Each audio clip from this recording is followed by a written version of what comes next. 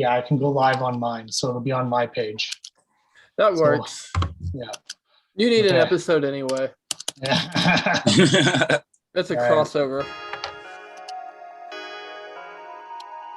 We should be going live very shortly here. Yeah, I can go live on mine, so it'll be on my. Hey, boys, how's it going? We are live now. My boys, what's going on? Not too much. All right, let me turn off that song here. That's going to be hilarious. The intro of the video. So it caught a lot more of, it was recording more of us than we thought live. That's fantastic. All right, so if you didn't recognize, that is Marcus Wilson's voice. He is joining us here live on YouTube. That is his lovely smile. We got Trey and his lovely smile and his lovely voice. How are you doing? Doing well. Nice. Of course, Marcus is going to show up for the year-end awards. Well, what can I say, Trey? You know me. Does 10%? I'm glad. I miss you guys. I'm sorry. Work's been crazy. I got a new job, so hopefully something that adheres to a better schedule and stuff. So hopefully you guys can see my face a lot more. That's awesome. I'm glad to hear it. Yeah, Marcus is the guy who shows up to 10% of the practices, all the meets, and the award show. Honestly, I like to think of myself as J.R. Smith, circa the 19 and 20 season when he got the ring. We wouldn't have it any other way. Yeah. Sounds great to me. All right. Well, like I told Trey beforehand, I got like 10 pages of notes here for us to go through. Lots has happened. Lots is going to happen the rest of the night. Let's go.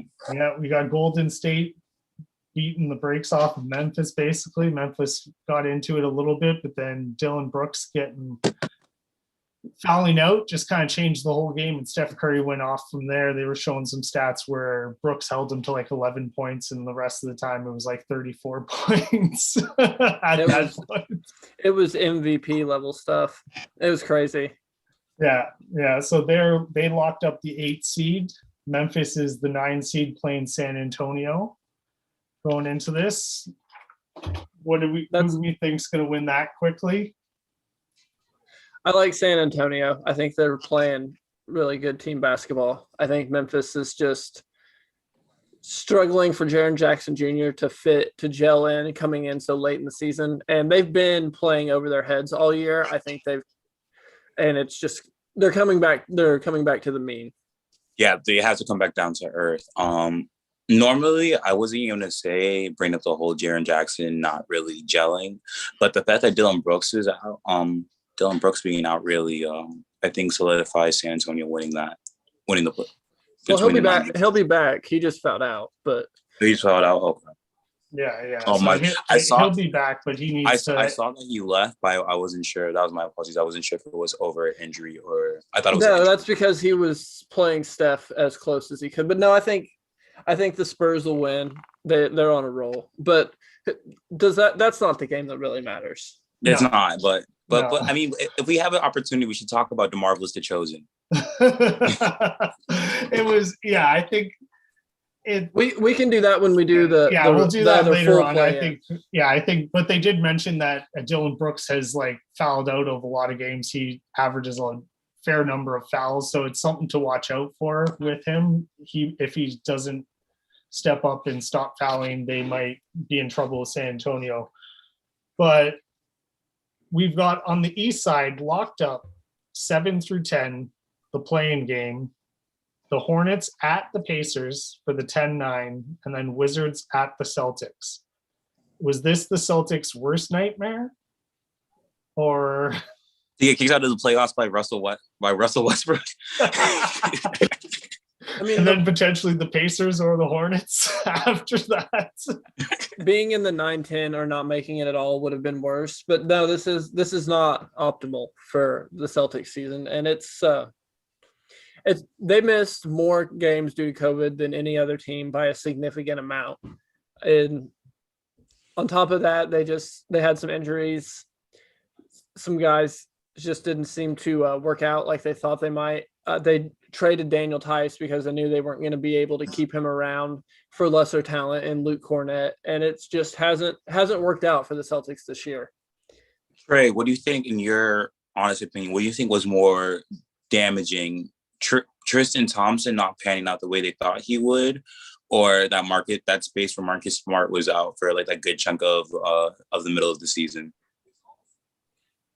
I think Thompson's not panning out.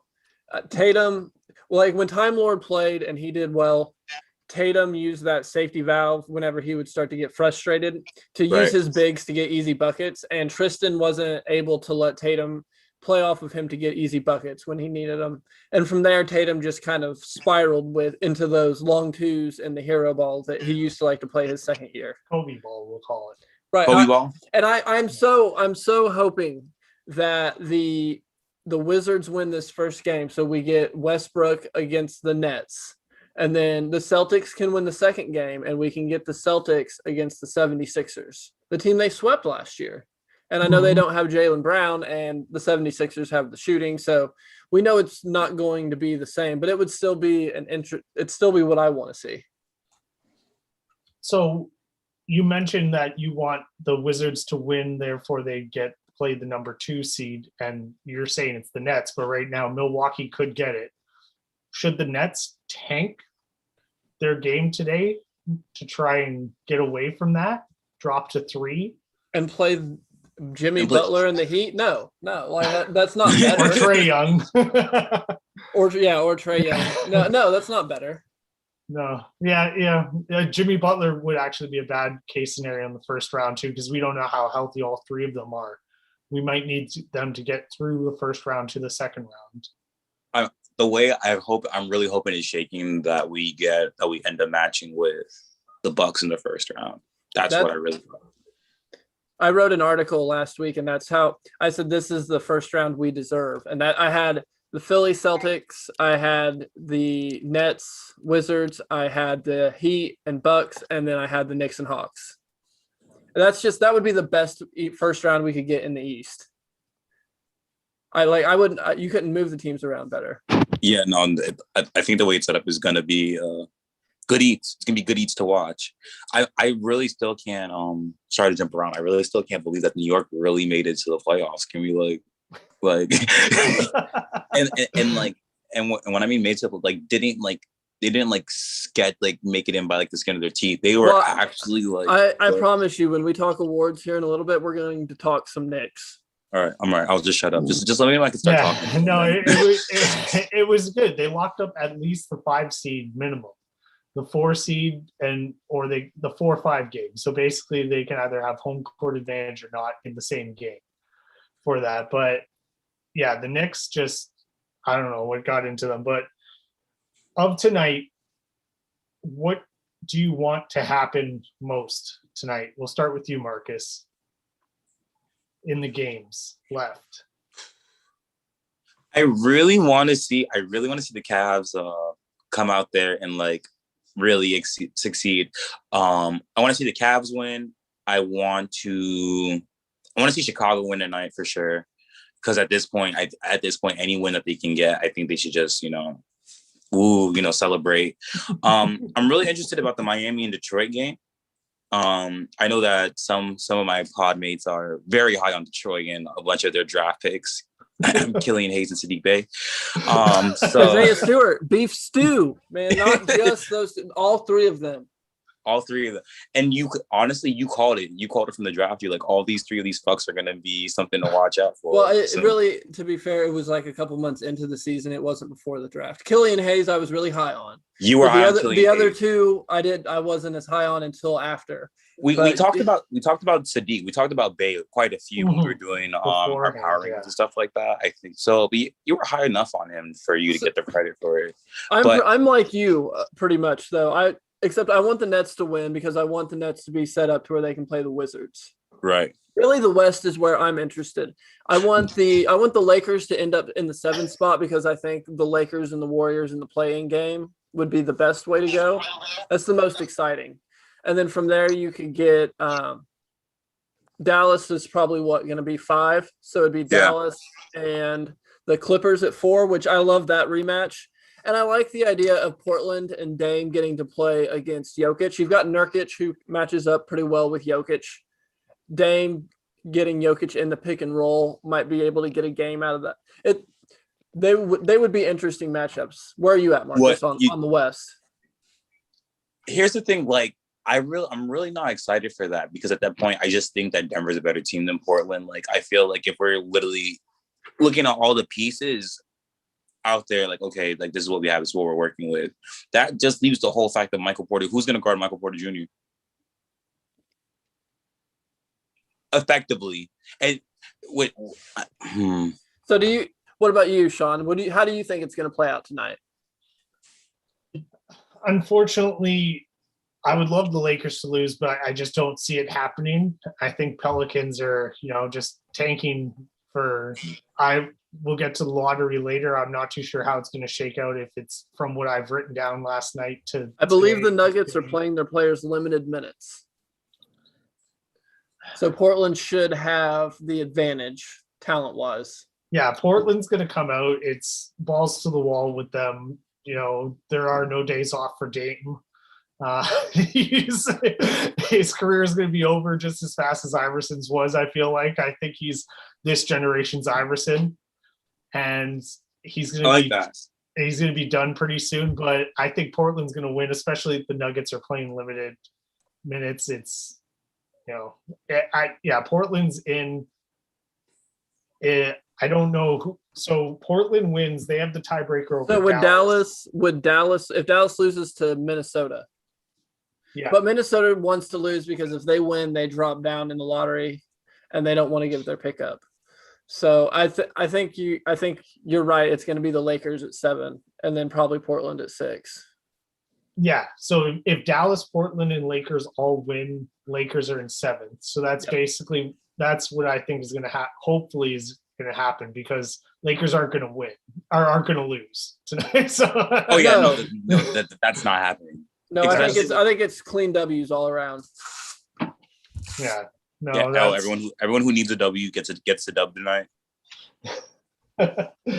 So I mentioned to Trey that I had our preseason, what we had guessed. Bro, no. So we'll play a game. Trey, what do you think was your worst guess? In the Celtics. East? The Celtics being 4. I think I had them. Maybe no, I had them 5. I think I had the Celtics had them 5. And I think that was my worst guess. The Knicks, honestly, will be all of our worst guesses, because I'm not counting that, because no one expected that. No, but I'm just throwing that one out there if any of the fans or anything are listening and they're like, the Knicks. No, yeah, don't worry. No one had the Knicks on this, guys. Yeah, you had the Sixers pretty high. I had them 1, didn't I? I believe I had. You were close. The Sixers, you had 2. You had Bucks 1, Sixers 2, Nets 3, Heat 4, Celtics 5, Wizards 6, Raptors 7, Hawks 8, Pacers 9, Hornets 10. So you got 9-10. Basically, the Raptors was probably your worst, and the Raptors was rough. It's going to be all of our worst. The Wizards, I think they would have been closer to 6 if Russell would have been healthy. Yeah. Yeah, I think you're right. Yeah, they're in the 8th spot, basically because Russell came back. I'm very happy with mine. Marcus, what would you say was your worst? I don't want to. Well, I don't know. We've got Celtics 1, Heat 2, Nets 3, Bucks 4, Sixers 5, Raptors 6, Bulls 7, Wizards 8, Hawks 9, Pacers 10. Honestly, in the grand scheme of things, not as bad as I expected it to be. Yeah, no, just the Celtics. It was that Celtics at 1 that I knew was going to be right there. Yo, but I'm telling you, but from the start of the season, looking at what they had, you could not tell me that team was in a finals caliber team. And then James Harden just ended up going to fucking, Brooklyn. Right. No, when we did the preview, I said I think they'll finish 5, but I expect them to win their first round series. So how did you do, Shawn? I'm not much better than Marcus, to be honest. I got Bucks 1, Celtics 2, Heat 3, Nets 4, Raptors 5, Sixers at 6, Pacers 7, Bulls 8, Magic 9, Hawks 10. So the Magic the only one that got the Hornets. I'm the only one that got the Hornets. Yeah. Oh, well, I've had LaMelo Ball love since before the draft. I love LaMelo's game. I've loved what Scary Terry's done there. I've loved what Hayward gave them before he got hurt. And LaMelo's passing, it's that he's got that passing gene. It's even different from LeBron's. He's got the same vision as LeBron, but he's got the gene of like the Larry Bird and the Luka types where the passing is contagious. When LaMelo's out there, and even when he's not out there, his teammates look to pass more because he's their teammate. Scary Terry wasn't making the passes in Boston that he's making in Charlotte. It wasn't even making the passes he wasn't even passing that he was making now thanks to LaMelo Ball. So, yeah, I'm really happy with my East. Now, the West, I don't remember nearly as well. So, that's probably going to be a little rough. Yeah, that one I listened to last night. I re-listened to it. And we all picked Lakers 1. You 2 picked Mavs 2. I went Clippers. Trey Nuggets. Marcus Warriors at 3. I was high on the Nuggets. Nice. Clippers at 4 for Trey. Clippers at 4 for Marcus. I had Nuggets at 4. Trailblazers, Trey. Nuggets, Marcus. Warriors for myself at 5. Me and Marcus with the Suns. Warriors for Trey. Suns for Trey. Trailblazers for Marcus. Jazz for me. The Jazz was the worst for us. Then we go Trey Pelicans, Marcus Jazz, Trailblazers me. Grizzlies, Pelicans, Spurs. Jazz, Kings, Grizzlies. Now, in our defense, we did this preview before Gobert signed his extension. At the time, the thought was that was going to combust potentially. So that was where I was at with the Jazz. However, obviously looking back, it was a terrible, terrible mistake. I'm going to double down on it though. I'm going to double down on it because if the Warriors play the Jazz in the first round, there's a good chance I'm picking the Warriors. Marcus, what do you have to say about that? I'm going to die on this rock. But the only reason why the Mavs were so pissed poor was because Kristaps Porzingis was literally a non-factor. Everything else. I know they started out slowish, with Luka's gaudy shooting, and I know that we did this all before, but I have no regrets. Like in a perfect world, my list should be correct. It's just that injuries happen, trades happen. Oh, by the way, James Harden plays for the fucking Brooklyn. The West. I don't feel like anything was too terrible for any of us. The Jazz is rough. The Jazz Jazz one I will take on the chin, but everything else, we weren't really wrong. It's just that all our top tier teams that we have had significant injuries happen to them that have literally derailed them. Yeah, and we didn't factor in the Jazz were the team that had COVID. Mm-hmm. Having that immunity probably helped. I bet if we looked at their COVID missed games, they're probably on the lower end because they had it first. It went through their organization, and then from there, I don't remember them getting hardly any missed COVID games. So are we saying that what Rudy Gobert did was literally a blessing in disguise? Yeah, that's where we're at with it. Good job, Rudy. My man shut down the league just to come back as the number 1 seed. I'm going to factor that in when the awards come around. Revisionist history on that. So what's next on your 10-page report paper? Next, let's get into the awards, the regular season awards. Let's go. We'll start. Are you guys okay if we start with the MVP? Because I think there will be a lot of the same there. Yeah, and I think some of the others we will get into a little more. Yeah, I think this one we'll be civilized. Yeah, so we're going to start with the MVP. How do you guys want to do this? I'll list my 5, and you guys can go off of it from there if you want. Yeah, all right. I'm just going to give a 3. I got Jokic first. I moved Curry to second. Whoa. I've got Embiid third. I've got Giannis fourth, and I've got Gobert fifth. So you went with Gobert, eh? I did. I had to put Damon.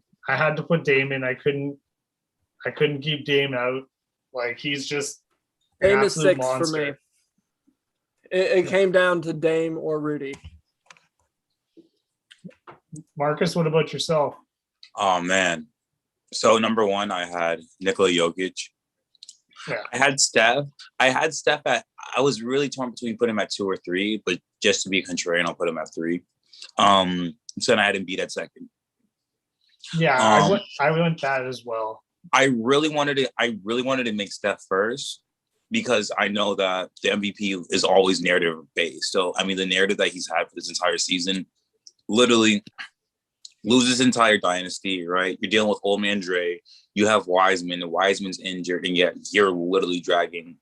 Honestly, right, I'm putting Steph at first. Fuck it. I'm putting Steph at first. Steph deserves to be MVP. Embiid was dominant. I feel like he's getting kind of pushed to the back with Curry having such a good day. If Embiid had played as many games as Curry, I would have had Embiid too. The Warriors are 1-6 without Steph this year. He drugged that team to this play-in. If Embiid had missed, like Embiid missed a bunch of games, and we see they're still the number 1 seed. So to me, that just it knocked him a little bit. I still had him 3. I still think he was amazing, and I know you have Curry 1. Jokic, he didn't miss a game. The way Curry's shooting and gravity runs the Warriors offense, Jokic does the same thing in terms of being the entire offense for the Nuggets and just running everything there. It was unreal. I'm so happy for him. I'm glad he's getting the recognition. Good for Jokic. Well deserved in my opinion. Mm-hmm. Yeah, I'm going to save my Jokic love for an award down the line here for it. Just I was pleasantly surprised that my eyes did not deceive me on things that were happening. So Jokic, Curry is deserving as well, and I think Embiid, does deserve a shout out as well. I think it's an excellent year, and if LeBron was healthy most of the year, he could have been part of it as well. I think this was an excellent season of NBA. And I think as fans, we should be very happy that we got to see that. The next one I had was the Defensive Player of the Year award. So who wants to share their list? And then we can go from there. I thought it was just Rudy Gobert's award at this point. I don't know the list, to be honest with you, I thought it was just like Rudy. I put Capella second. I thought he did. Rudy. Him and Miles Turner were neck and neck for doing the Rudy Gobert impersonation. Miles Turner actually held opponents to a better rim percentage than Gobert, but he missed too many games he just kind of got disqualified because of that. I put Capella second, and then I had Ben Simmons third. I thought what he did was really good guarding just everyone. His switchability. But Gobert, I know you see the GIFs of him, getting put on an island and looking silly. But he doesn't really get played off of the court, even in the playoffs. He's the anchor on that team. Of the number 1 team in the West. That entire team revolves around him, and he's just excellent. And it's so fun to watch him. And he doesn't foul. That's another thing. His foul rate is just unreal for how many shots he contests. Yeah, I can understand that. I went Ben Simmons at 1 just because of the factor that he can switch and play all 5 positions, and you don't have the gifts of him getting put on an island. And I think that's the default of where the NBA is going. I think Rudy Gobert kind of falls victim to it. And unfortunately, if people stopped going to the rim, he would kind of get played off the court. He's only there because of the driving part, but teams like Golden State can kind of just shoot him out of the lineup. Right. I had Bam number 3 on my Defensive Player of the Year list. Just for everything, the gravitas that he brings, whether it's you stick him on a smaller offensive person or just put him on the big, he's able to keep in front of them. He doesn't rush on his offensive stance. He literally gives what the offensive takes him. And Miami's literally known for their defensive identity, and literally Bam is the reason for that.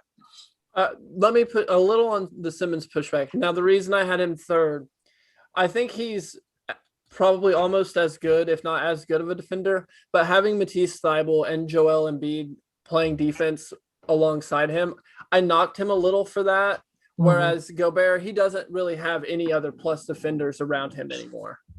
He is the sole plus defender on that defense, whereas Simmons is surrounded by plus defenders. Yeah, can't really argue with that.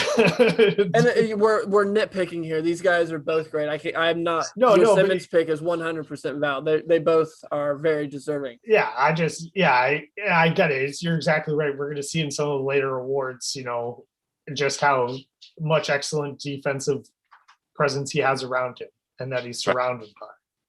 So, but I think, again, it's another great year. I think Gobert just kind of did what he needed to do and will get recognized for it. Coach of the year. Who do we got at Coach of the Year?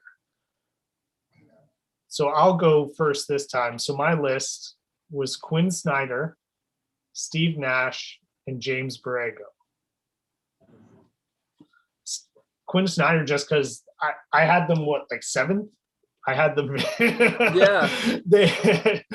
We haven't really talked about them on the offensive end. We've talked about Gobert on the defensive end, but we haven't talked about that team on the offensive end and how they're winning so many games and playing so high above. And I got to give it to Quinn Snyder.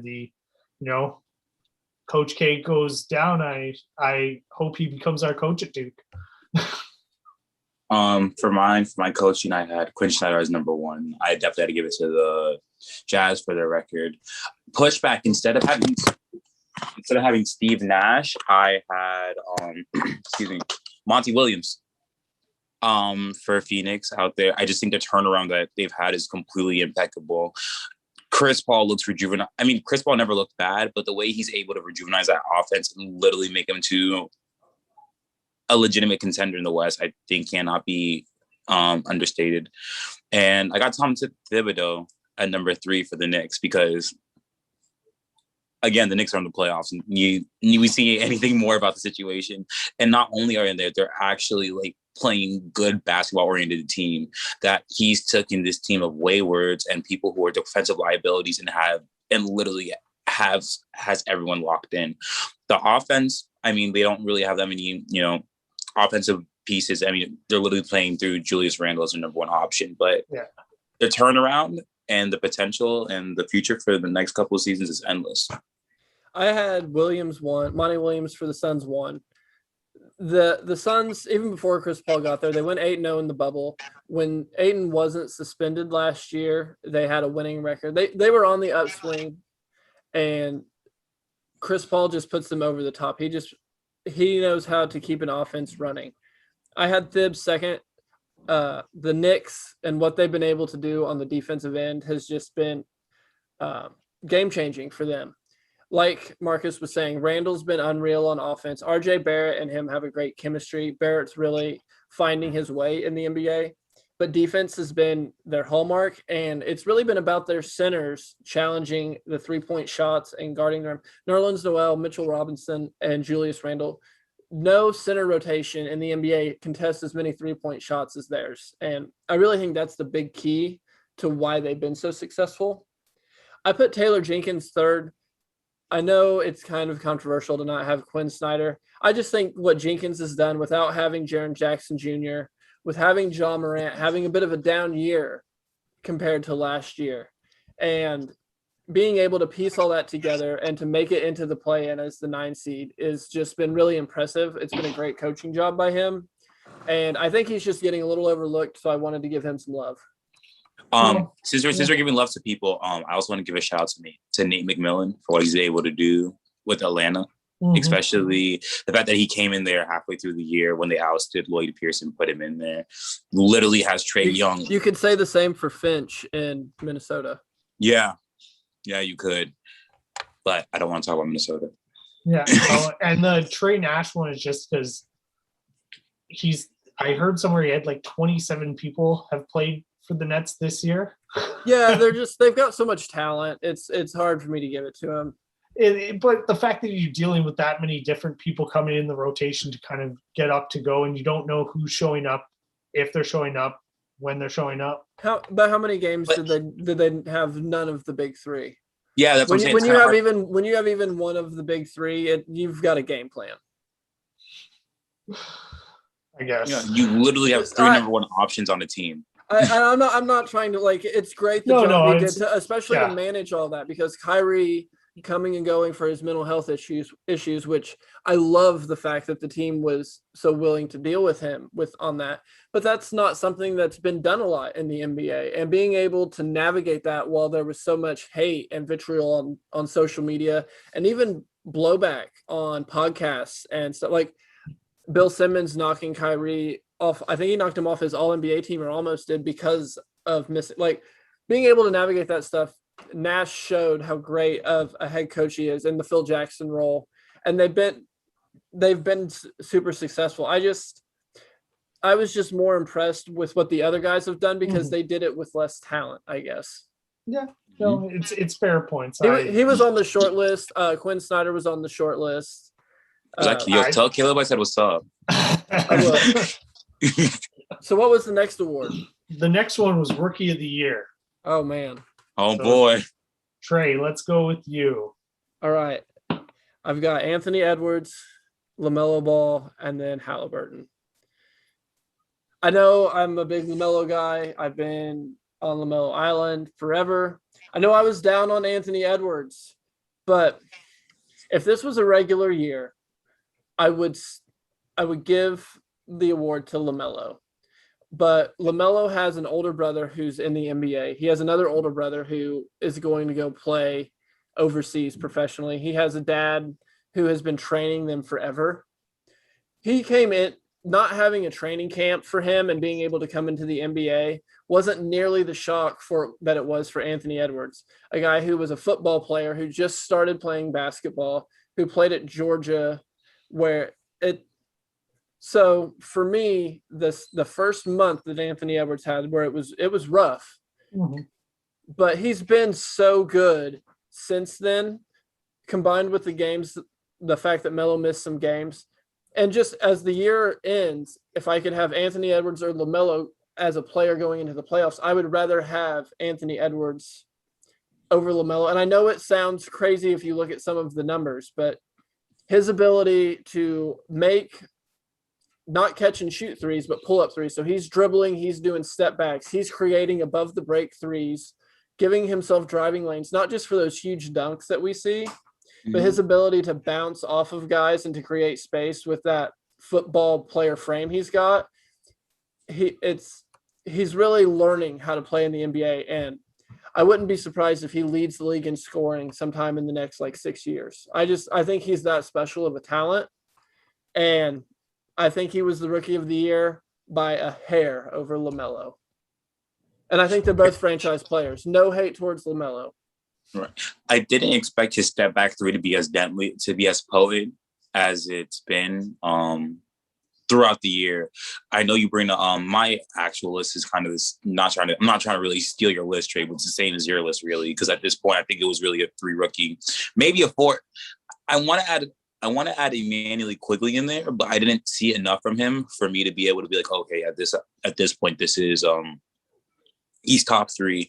Tyrese, number 1, shout out to Tyrese Halliburton, because we all know I didn't expect him to be that good, especially at number 11. The things that he's doing are the tandem that him and De'Aaron Fox can make, especially just with both their pass and both their ability to get to the hole is astounding.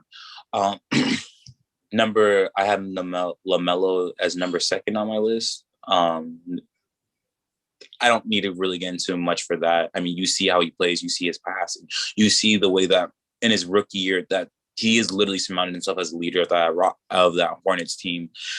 The fact that they're even to be so competitive without him, I just think pulls to the gravitas that he has on the team. And it's a lot easier for a team to know where you're going, what you're trying to do, when you actually have it effectively be like, okay, this is number 1. This is our A player. Everyone else is B and beyond. And when you're able to figure out that hierarchy, it opens up your whole team and your whole system to flow a lot better.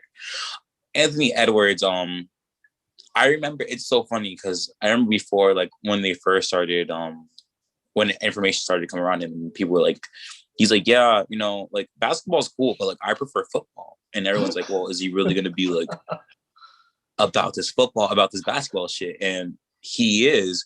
I remember what game was it? He made like 47 points off like 20 shots. I'm not sure, but you're right. His competitiveness and his desire to be better than his peers at something, right? That supersedes the fact that he might not love basketball the way some of us love basketball. He loves being better than people. He loves winning. And then that's one thing I was alluding to. It's just like, you know, all those running gags that we hear about football players trying to play basketball, how they're too aggressive, how they do this, how they don't have the grace, everything, like they don't have the grace or they don't have the finesse. Anthony Edwards is literally proving all that shit wrong. He's like, yeah, I'm going to play football. Yeah, I might be a bruiser, but I'm still going to be able to do the things, execute. I'm not going to foul too much. I'm not going to be too aggressive. I'm not going to be too, what's the word I'm looking for? Excuse me. I'm not going to be unbridled or like unrestrained. And to see the growth that he's had just in this entire season, is super exciting to see what he's going to bring in the next coming seasons. I don't know if he's going to win a scoring title, but he's definitely everything Andrew Wiggins was supposed to be. So what about you, Shawn? Who do you have? I'm wearing my Grant Hill Magic jersey because LaMelo and Edwards are tied. Shut the fuck up. We're not doing that. I'm doing a tie. I can't choose between the two of them. There ain't no such thing as halfway crooks. They each get 2.5 points. But like, as you guys are talking, Edwards, you're exactly right. He didn't start off very fast. And LaMelo, if LaMelo was... He also did have a coaching change I forgot to mention. When Finch came in and they actually started running some offense, it's been night and day for him. And D'Angelo Russell's been back. Yeah, and he reminds me, like, he's kind of like a Dominique with a 3-point shot. The way he can go at the rim, and he's so athletic, but to be able to shoot as well, because that's at the beginning of the season, all you thought he was going to be somebody in the lane, skying, trying to dunk with an occasional 18-footer or something like that if he gets stopped. But he really expanded his game, and he's in there because of LaMelo's injury. Honestly, LaMelo having if he hadn't been injured and had a full year of what he did, would have given him the rookie of the year in my mind. But that injury kind of kept the door open for Edwards, and Edwards took advantage of it when it happened. So I'm calling that Edwards the 1A. Edwards is the consensus for the pod. I'm happy with that. Yes. What's next? So next we've got Sixth Man of the Year. Marcus, who do you got for Sixth Man of the Year?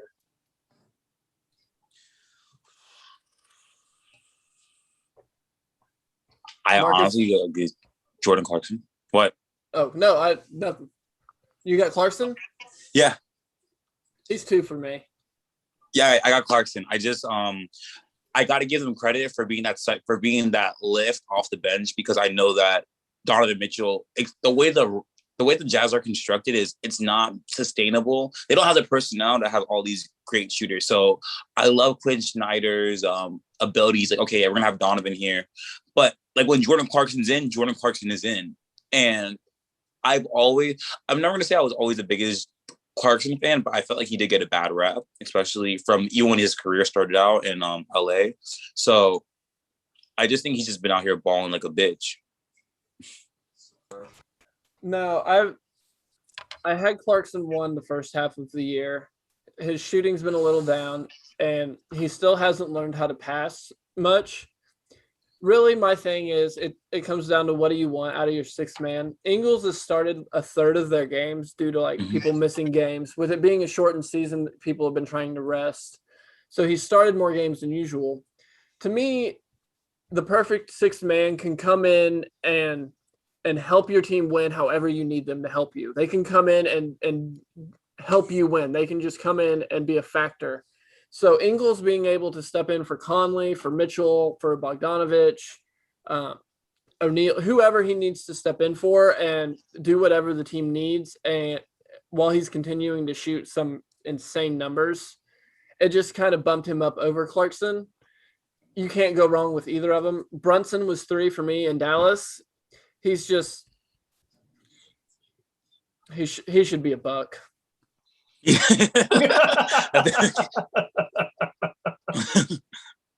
What about you, Shawn? I want to reward an older player, for doing exactly what we've always wanted him to do. The Derrick Rose. Carmelo Anthony. Oh God. He has only started 3 games, 13.5 points a game, 1.5 assists, 3 rebounds, and he's shooting well. His effective field goal has gone up, and his free throws have gone up. His 3-pointers is 40%.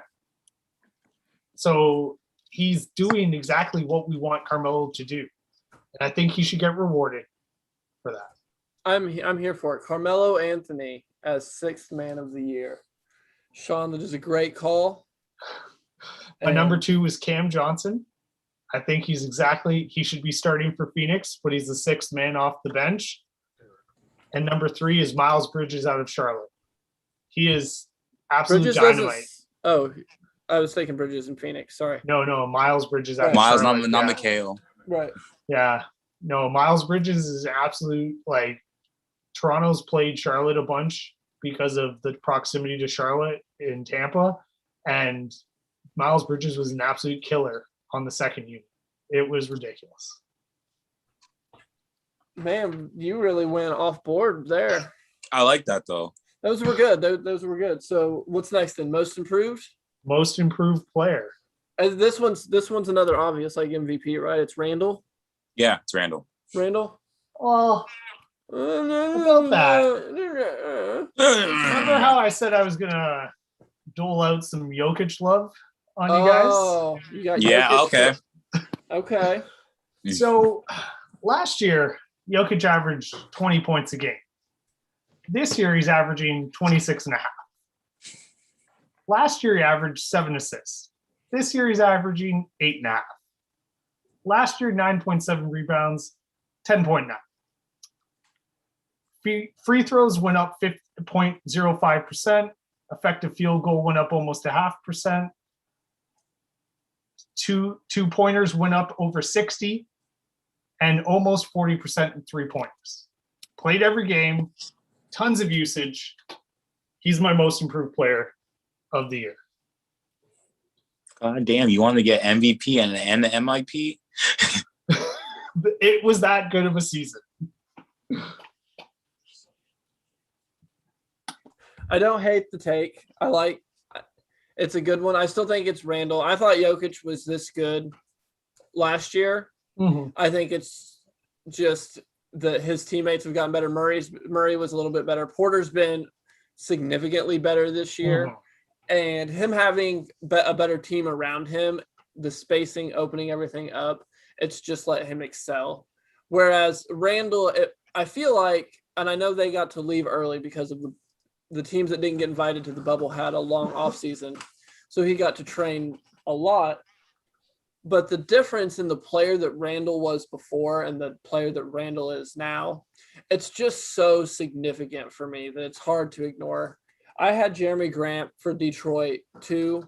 I know his percentages went down a little on shooting, but he's getting so much attention on defense along with his usage going up so much.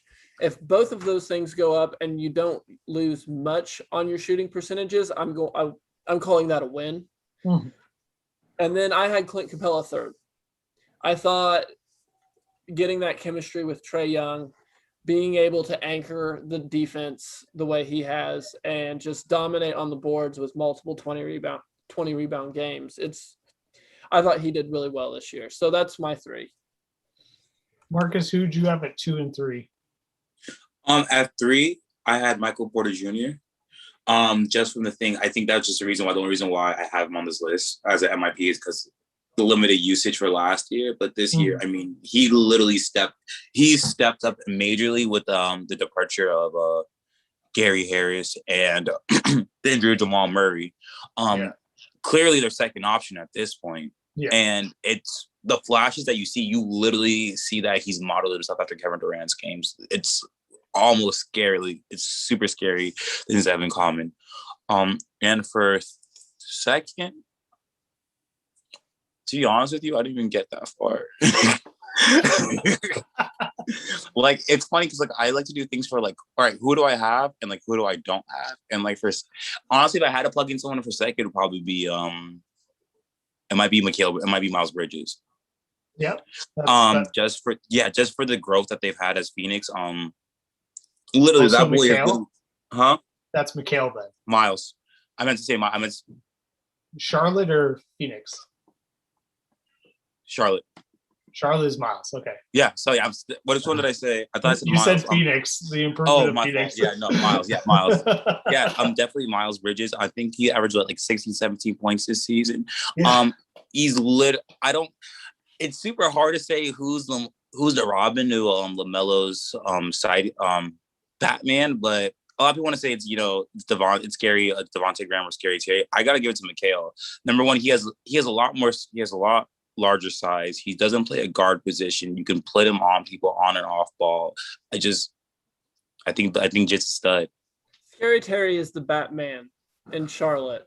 Shut the fuck up, Chase. First and foremost, Scary Terry is. I don't know who's a good team. Think of it like. Think Scary Terry is Iron Man, and then LaMelo and Bridges can be like Black Widow and Hawkeye. First of all, we don't need to go into this. We do not need to go into this because we will spend 2 hours. Just one question. Why did you pick the two people that are average Joes? Why can't they have powers? Well, I was trying to think of two guys the two teammates who work together. So it could have been like Rocket and Groot, I guess. But I was trying to think of duos. Oh no, it could have been Thor and Groot. No, they don't get together a lot. It would be Rocket and Groot if it's one. But when they do, it's literally it's magic. It's a masterpiece. So anyway, after that we've got our. I don't know if Marcus. Well, I have to give my second and third. Oh, go ahead. Sorry. So my second is Zach LaVine out of Chicago. I just absolutely thought he made a step up this year and carried Chicago, almost took him to the playoffs. And I had Mikal Bridges out of Phoenix. I thought the way that he stepped up just helped that team so much. I just thought he improved. Like he did everything that we thought he was going to be when he was drafted. Yeah, he was fantastic. All right, so now we have the All NBA teams. So Trey, why don't you start off with your first team? Okay, first team. I feel like you've got 4 consensus really with Jokic, Giannis, Curry, and Luka. For the most part, that they were the easiest ones for me. So then I had a forward spot open. I used that on Kawhi. Are we allowed to use Doncic as a forward? You can. Yeah, because I put Dame in as the second guard. Okay, and then did you have Luka as the other forward? Yeah, as the other forward. I thought about doing that. I decided I couldn't put Luka was so much a guard on offense. I felt kind of guilty putting him there. Mm-hmm. And with Dame's slight fall off whenever he was winded, I was okay with putting him second team. But I almost did that. So we almost had the same first team. What about you, Marcus? I had Luka and Steph as my backcourt. I had what's that Bull's name? I had Tatum. I had Tatum and Giannis as my forwards, and I had Jokic. You had Tatum on the first team. Oh, yeah. Man. I didn't even have him on my third team. Bro, are you dead ass? Oh, yeah. So on my second team, I had Embiid, I had Randall, I had Paul George, Dame Lillard, and Chris Paul. The only thing is I didn't have Paul George on my list. Yeah, I didn't have Paul George. No, I had LeBron. I had to give LeBron second team. I couldn't not reward George with how he's been able to carry the team when Kawhi's been out to the record they've got. He's been the engine on the offense when Kawhi's not been there, and his defense has been really good again this year. From whenever I've watched him, I wanted to show him some love. I love me some playoff Paul, guys. Some way off Paul, some push off Paul. LaMelo had a shot to tie in the last minute today, and it hit the side of the backboard. Made me think of playoff Paul. Okay. Well, since I had Kawhi and Randall, because I didn't have Kawhi on my first team, and Embiid, and then I had CP3 and Bradley Beal as my second team.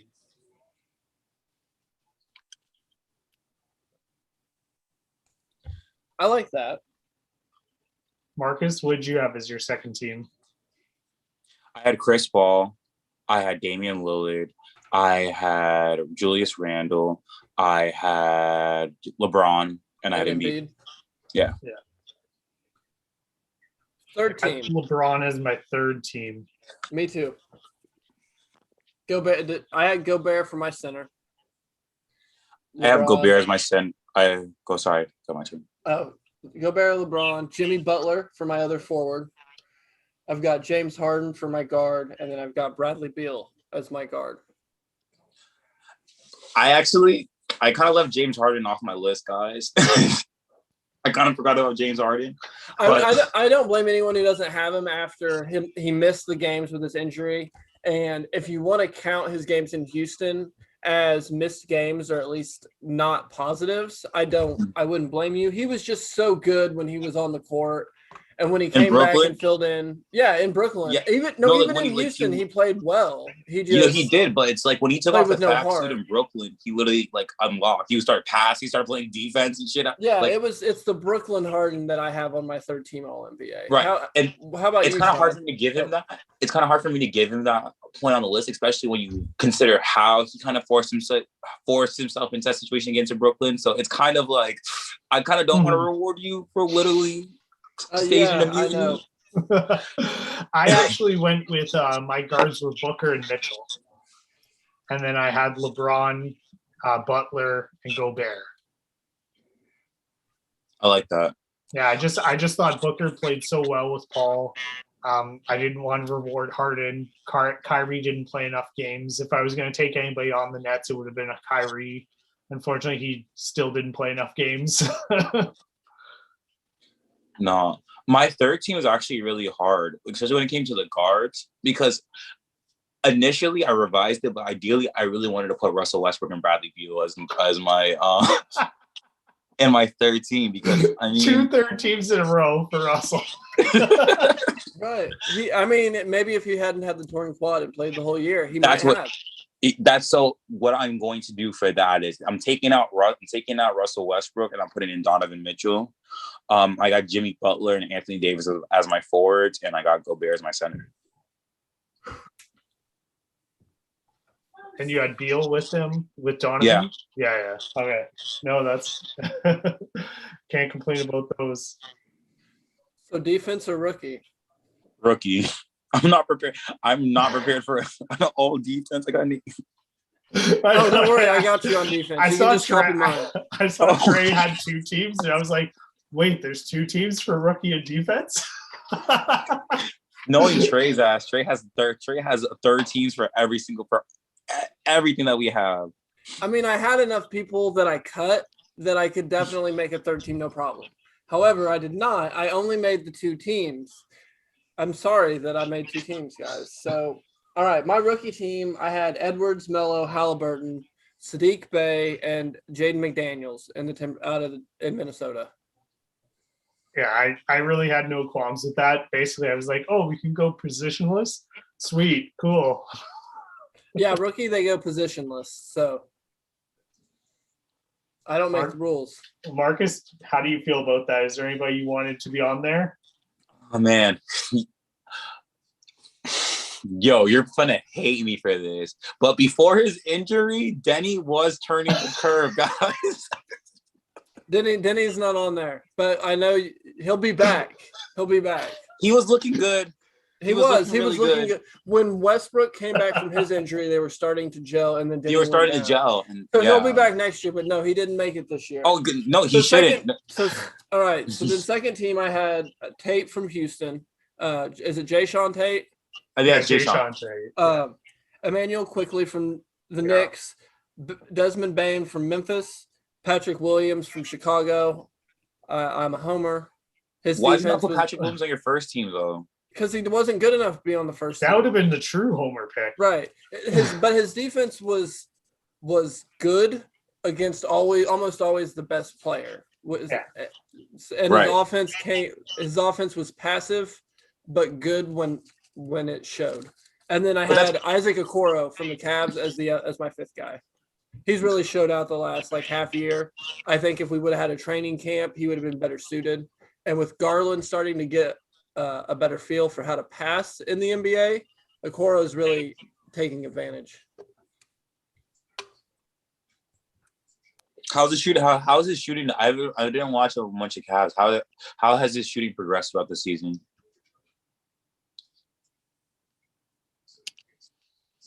Since I know I know he's done better. I don't know. I don't have because I know one of the things for him, like one of the knocks of when they were drafting was like he's not really a shooter, and I know that he's gotten better at it. But I just want to know at what point. If you don't know, it's fine. Like I'm just for the year he's shooting 36% on corner threes and 29% on all threes. You can work with that. That's not bad though. That's something to work with. Yeah, you can work with that. That's in 66 games.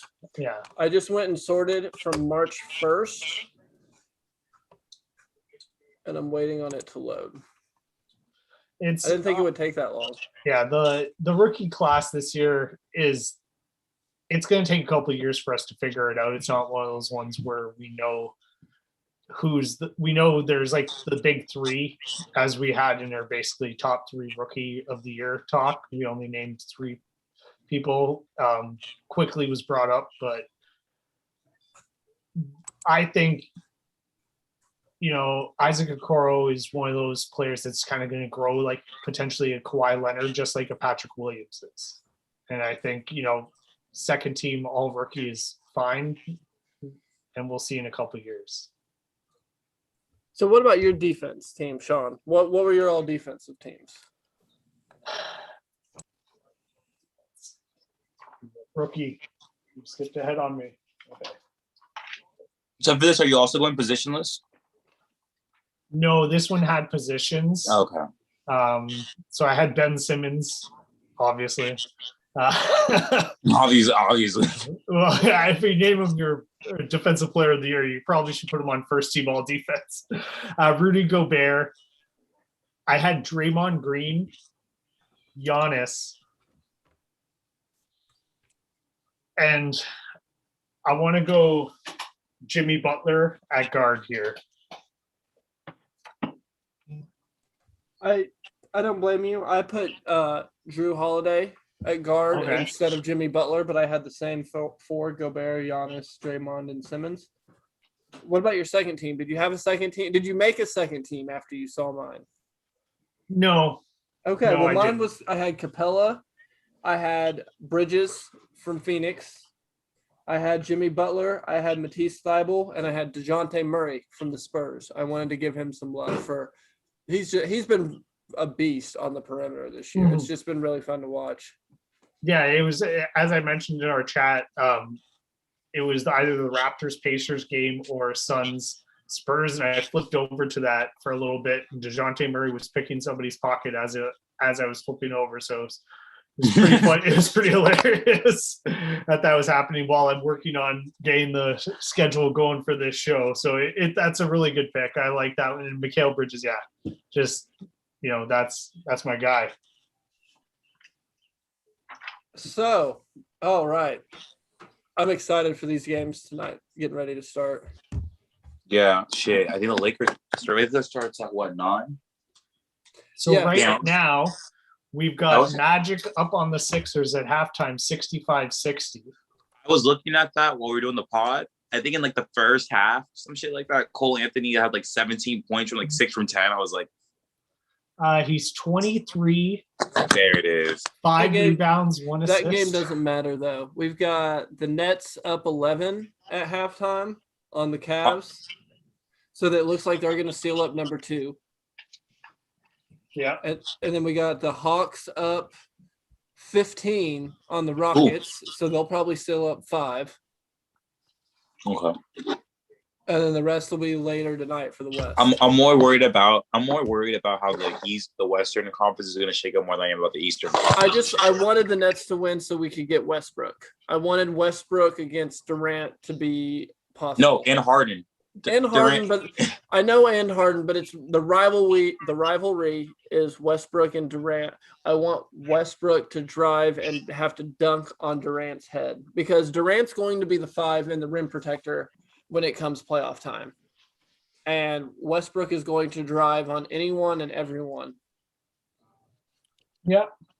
No. Mhm. So that's, and then the other game, was there one more game that we had going on? And then Hawks are up 72-54 at halftime on the Rockets. Yeah, so they'll still up to 5. And then Yeah. the Heat will probably rest their guys against the Pistons, I'm guessing. Yeah, no, Bam's out, Nunn's out, and like Jimmy's out. Right. So Milwaukee Milwaukee potentially will be Milwaukee Heat. It won't matter. Milwaukee and the Bulls won't matter. And yeah, Okay, we'll get Milwaukee Heat, like you said. So Milwaukee Heat. So if the Nets win, they're in the 2 automatically. Yeah. Okay.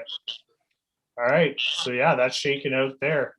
And then the West is a little. We'll find out. So 3-6 could be Denver, Portland, Lakers, Dallas, or Clippers. So Denver or Clippers versus Portland, Lakers, Dallas. So the West is really confusing. I'm just going to wait and let it play out. Okay, if you're the Nuggets, who would you rather face, Dallas or Portland? I would Portland. Yeah. So you'll probably get Portland if all 3 teams win. So you want all 3 teams to win. And then the Clippers, they'll get Dallas. Again? So yeah. It's gonna be great. I can't wait for the play. Bro, I love it. Everyone's like, last year was for fakesies, this year's for realsies. And quickly, we'll go over the lottery odds here. So we've got right now in the driver's seat is Houston, Detroit, the Thunder, Orlando, Minnesota, the Cavs, Toronto, Chicago, Pelicans, Sacramento, Charlotte, Spurs, Pacers, and Memphis. Congratulations on locking in that spot above us, Toronto. The Bulls still have a 26% chance to keep their pick, so fingers crossed on that one, unless they drop down even further. So I don't know. So I'm going to run so I can go get some food before these other games start because I am starving. All right. Yeah. Well, thank you so much, guys, for coming out. I'll let you guys go, and then I'll tell everybody where to subscribe and everything like that. All right? It's been a pleasure. Thanks for letting me come back on our pod, guys. No worries. You're welcome. Just let us know when you're available these days. Later this week, we're going to have to, or here like tomorrow or the next day, we'll have to do like a deep dive on the play and once the West gets settled. That's fine. And then later this week, we got to have a beef chat. Yep. All right. I'll see you guys later this week. All right, later this week, boys. Later. Yeah.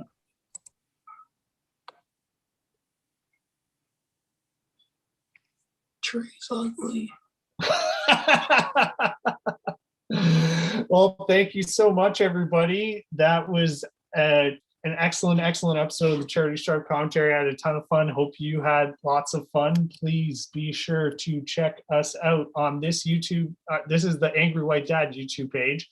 I'll be posting this video as well on the Charity Stripe Commentary YouTube page as well. We'll get that up and running so that we can stream on that one next time.